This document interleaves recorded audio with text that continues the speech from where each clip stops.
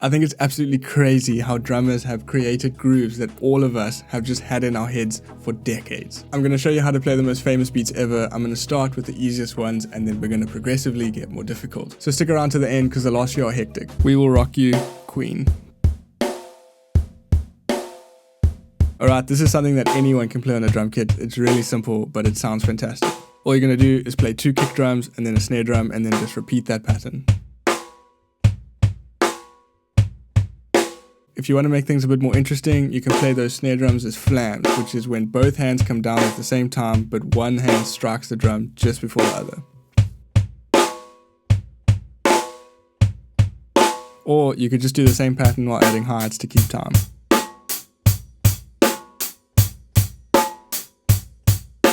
Walk This Way, Aerosmith. This is quite a funky groove, it's really fun to play. I remember hearing this for the first time when I was a kid, listening to it with my dad. It's straightforward, but what I really love about this is the sound of the open hi-hat at the beginning. So to play this groove, you're going to play a strong open hi-hat on beat 1, and then you're going to close that instantly when playing the next hi-hat. You're then going to keep backbeats on beat 2 and 4, and then you're going to add a few kick drums in the middle of those.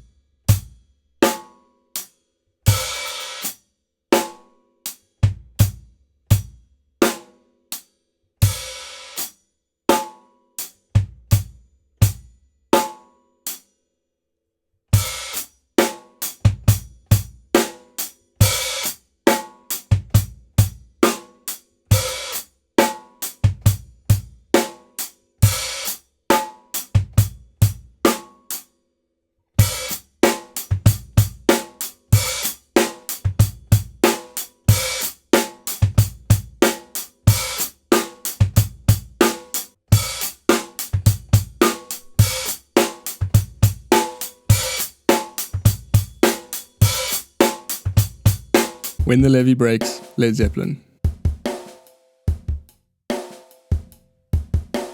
Okay, John Bonham, one of the best drummers ever. This guy just played such incredible things on the drums. He died quite young, but he went on to become one of the most well-known and famous drummers and biggest influences ever. While there's quite a few iconic grooves, When the Levee Breaks is one of the best ones. It's another straightforward groove where you're going to keep eighth notes going on the hi-hats and snare drums on 2 and 4 for the backbeat, and then you're going to have a bit of bounciness with your bass drum.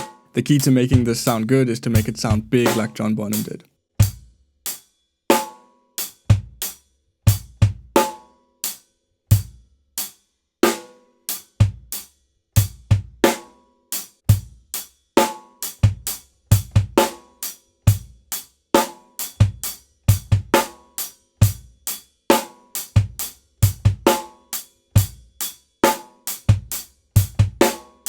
The reason I rank that a little bit higher than Walk This Way by Aerosmith is because you can add a few more things to this groove to make it sound more like the original part that you hear on Led Zeppelin's album. To do that, you just need to add a few ghost notes and light kick drum notes.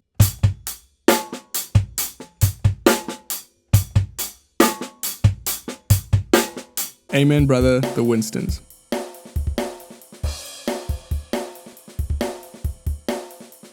Okay, so this song is called Amen Brother, but it has a drum part in the middle of the song that has commonly become known as the Amen break. I'm not exaggerating when I say that this drum part is one of the most sampled drum parts in music history. I always think about the Powerpuff Girls when I hear this, but there are way better songs that have utilized it. Okay, so it's a 4-bar phrase with eighth notes on the ride cymbal. You're going to do plenty of interplay between the bass drum and the snare drum. Bars 1 and 2 are the same, bars 3 and 4 switch things up a bit.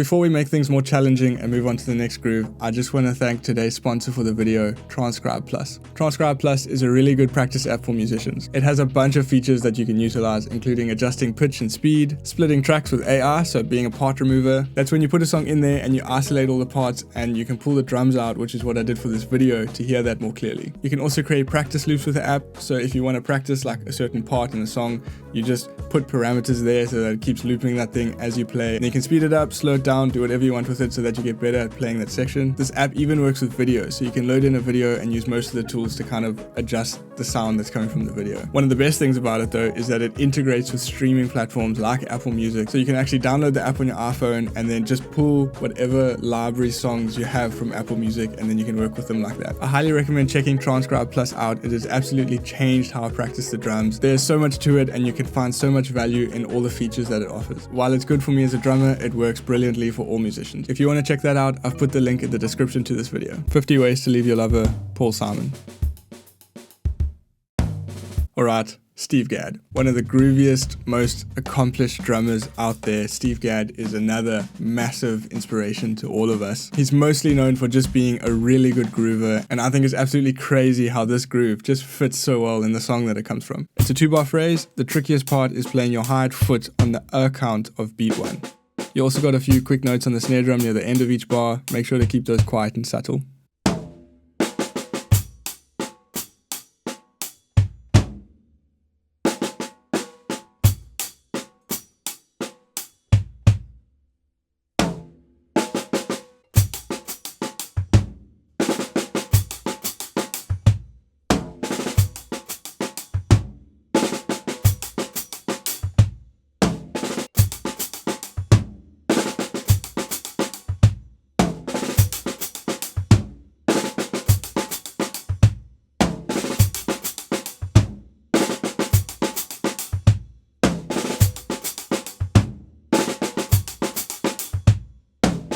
Funky drummer, James Brown. James Brown released this track and gave Clyde Stubblefield room to groove, and this groove also just went on to become legendary. While this is such an iconic groove, it is also one of the hardest to play. I don't know how many times I've had students come to me asking to teach them this, and everyone just kind of wrestles with it. It's a really tricky groove to play, but it is such a good sounding one. You're going to play straight 16th notes, you're going to keep a loud accent on beat 2 and 4, and then you're going to add ghost notes in to make it sound a bit bouncier. The trick is that on the E count of beat 2 and the E count of beat 4, you're going to open your hi-hat, with that E count on beat 4 also having a bass drum.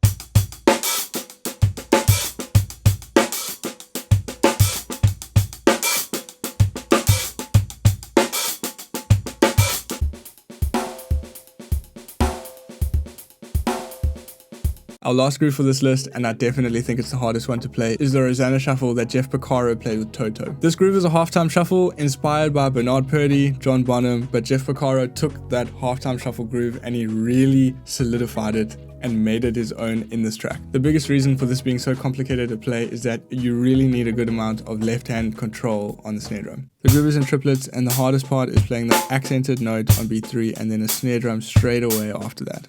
Once you have the groove down, it becomes tricky to just make it feel good while playing.